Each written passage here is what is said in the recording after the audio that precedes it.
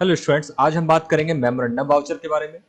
Tally में सभी तरह के वाउचर्स के अंतर्गत एक और वाउचर यूज किया जाता है, इसका नाम है मेमोरेंडम वाउचर।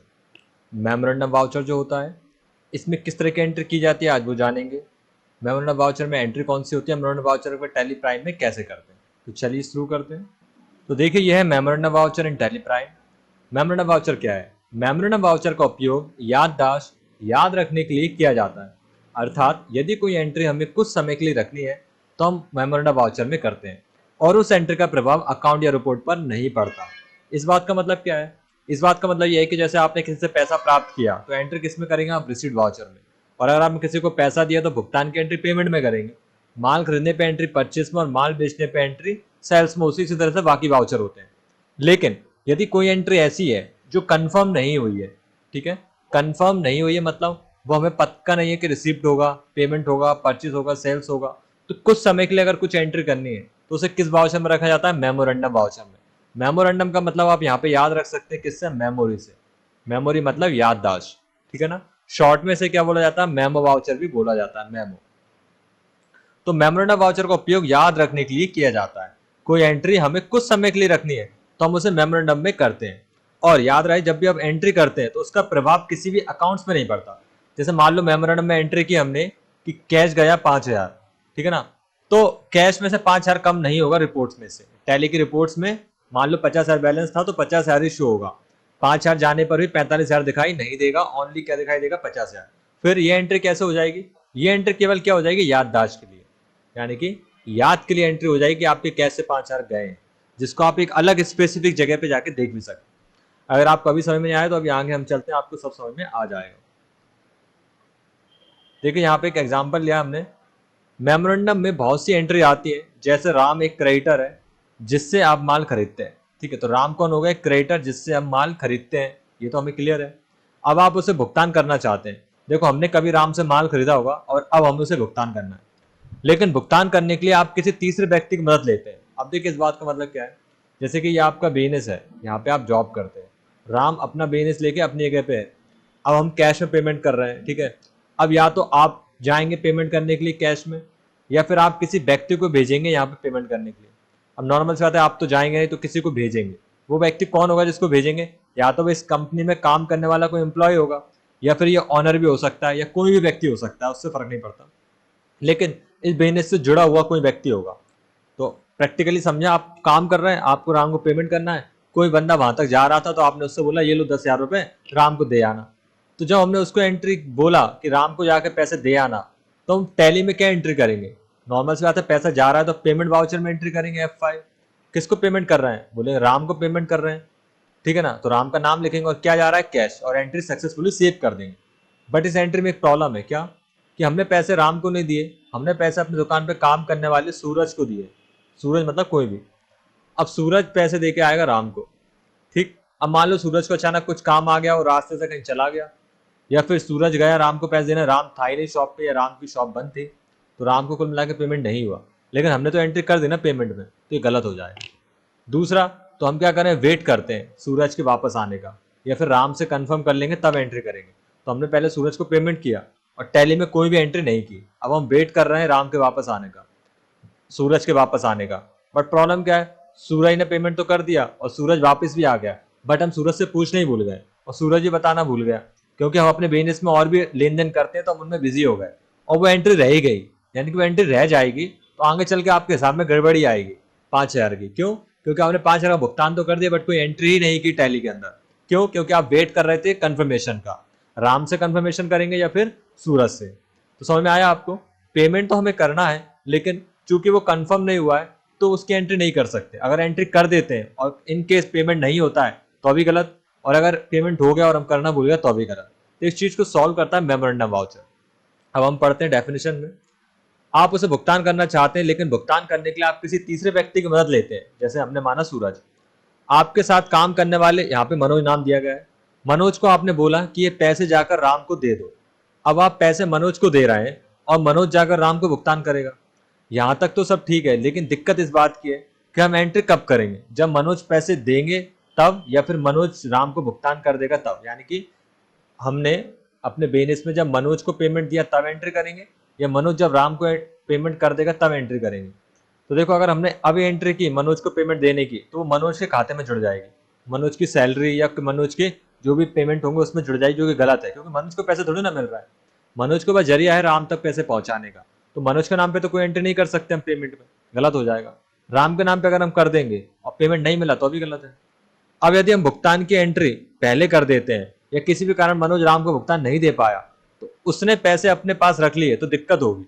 यदि हम इंतजार करें मनोज वापस आने का, फिर शायद हम एंट्री करना भूल ही जाएं, कुछ दिनों बाद हमारे हिसाब में गड़बड़ी हो सकती है। तब हम याद रखने के लिए छोटी सी एंट्री मनोज को पैसे देते समय कर देंगे। यानी कि अब हम क्या करेंगे, अपने बिजनेस में, जो अपना बिजनेस है इसमें हम पैसे किसको दे रहे हैं, मनोज को, तो मनोज के नाम पे ही एंट्री कर देंगे, ठीक है ना। और मनोज जब पैसे राम को पहुंचा देगा और कंफर्म हो जाएगा, तब बाद में मनोज को कन्वर्ट कर देंगे पेमेंट में राम को। यानी दो एंट्रियां होंगी, एक मेमोरेंडम में याद के लिए और एक फाइनली पेमेंट के लिए। इनकेस अगर हम भूल गए तो मेमोरेंडम में एंट्री सेव है, और इनकेस याद आ गया तो मेमोरेंडम को ही कन्वर्ट कर देंगे पेमेंट वाउचर में। कैसे करेंगे अभी देखते हैं हम टैली में।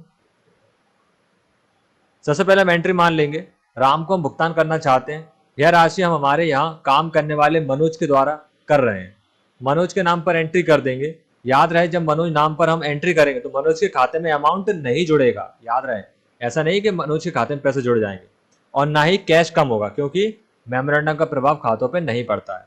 सबसे पहले टैली ओपन करना है, वाउचर विंडो में जाना है।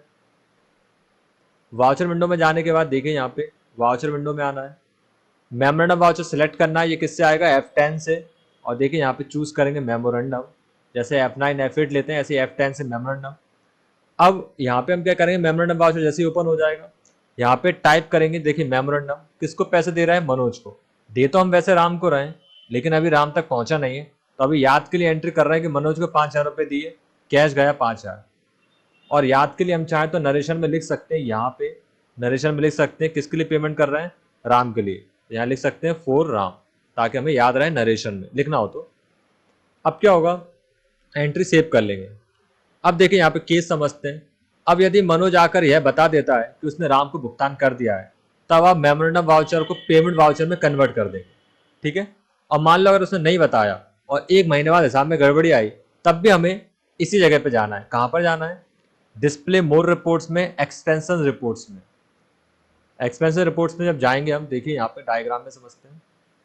देखिए डिस्प्ले में, एक्सपेंशन रिपोर्ट्स में, और यहाँ पे आप देख पा रहे हैं मेमोरेंडम वाउचर आपको दिखाई देगा, जिसमें आपको एंट्री दिखेगी। उस एंट्री को खोलकर फाइनली आपको किस में कन्वर्ट करना है, पेमेंट में। यानी कीबोर्ड पे दबाना है F5। कब दबाना है, या वो वाउचर खुल जाएगा। मनोज का नाम यहाँ पे था ना, मनोज का नाम हटाना है यहाँ से, और किसका नाम डालना है, राम का। कैश गया 5,000 और सेव कर लेंगे। तो इस तरह से मेमोरेंडम वाउचर में बड़ी आसानी से हम एंट्री कर पाएंगे। अब इसको हम जरा प्रैक्टिकली देख लेते हैं एक बार। तो देखिए सबसे पहले हम यहाँ पे वाउचर में जाएंगे। वाउचर में जाने के बाद आपको प्रेस करना है F10 और कुछ भी नहीं करना है, F10। मेमोरेंडम वाउचर चूज करेंगे जो कि नहीं दिख रहा है, सो इनएक्टिव करेंगे, और यहाँ पे देखिए ये रहा मेमोरेंडम, एंटर।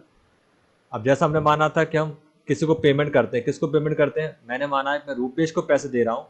किसको देने के लिए, विनय को देने के लिए, ठीक है ना, या राम को ही मान लेते हैं।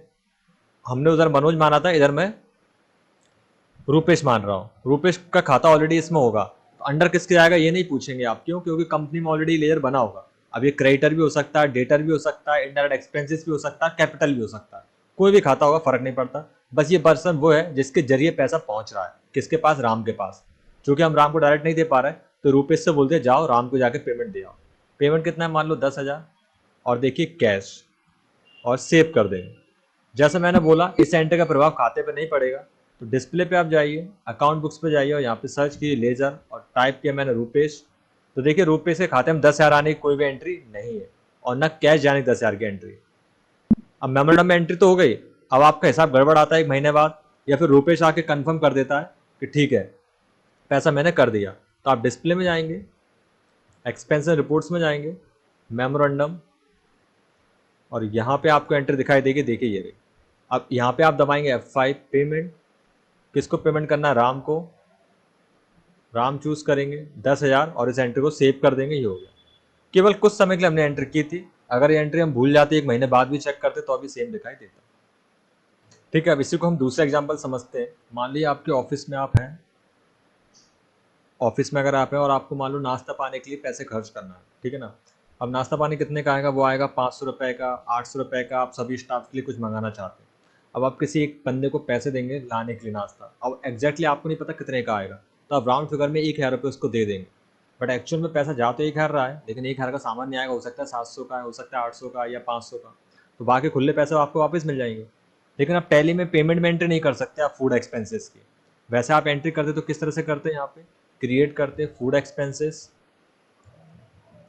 एक्सपेंसेस, इनडायरेक्ट एक्सपेंसेस, ये हमने पहले सीखा हुआ है। इनडायरेक्ट एक्सपेंसेस, सेव, कितना पैसा खर्च हो रहा है 1,000 रुपये, और क्या गया कैश। ये एंट्री बिल्कुल परफेक्ट होती है। लेकिन प्रॉब्लम क्या है, अभी पता नहीं कितने रुपए खर्च होंगे। अभी हमें बस 1,000 रुपये दिए हैं, अब वो जाएगा नाश्ता लेके आएगा, उसके बाद कंफर्म हो कितने पैसे खर्च हुए। तो हम क्या करेंगे, वेट करेंगे फिर से। और यहाँ पे वही सिनेरियो फिर से आ गया। अगर हम वेट करेंगे तो एंट्री भूलने का डर है, यानी कि हम करना भूल सकते हैं, और फिर उस केस में आगे चल के पैसों में गड़बड़ी आएगी। तो हम क्या करेंगे, जिसको पैसे दे रहे हैं 1,000 रुपये, उसी के नाम पे एंट्री कर देंगे मेमोरेंडम। मान लो हम राजीव को पैसे दे रहे हैं, तो F10 दबाएंगे, मेमोरेंडम चूज करेंगे, और ये कुछ समय के लिए एंट्री हमने कर दी राजीव के नाम पर। अब राजीव ने अगर खुले पैसे वापस कर दिए तो ठीक, और नहीं किए तो हम क्या करेंगे, और कर दिए तब भी हम क्या करेंगे, चाहे वो आज करे चाहे 1 महीने बाद, जब भी हमें पता चलता है कि यार गड़बड़ी है, तो हमें डिस्प्ले में जाना है, एक्सपेंस रिपोर्ट्स में जाना है, मेमोरेंडम रजिस्टर में जाना है, और यहाँ पे हमें याद आ जाएगा एक दिन हमने राजू को पैसा दिया था 1,000। अगर हम 1 महीने बाद चेक कर रहे हैं, 1.5 महीने बाद या 2 महीने बाद, लेकिन हम करंट उसी दिन पे जा रहे हैं, तब में हमें पता चल जाएगा हाँ वो आया, उसने पूरा हिसाब दे दिया, तो हम इसे एंट्री कन्वर्ट कर देंगे पेमेंट में। किस चीज़ के ऊपर कर, जो फूड एक्सपेंसेस, कितने का सामान आया, 650, और कैश हम जमा कर देंगे, ये देखिए। तो इस तरह से आप एंट्रियाँ कर सकते हैं मेमोरेंडम वाउचर में। उम्मीद आपको समझ में आएगा। कुछ भी दिक्कत लगे कमेंट कर जरूर बताएं। Thanks for watching.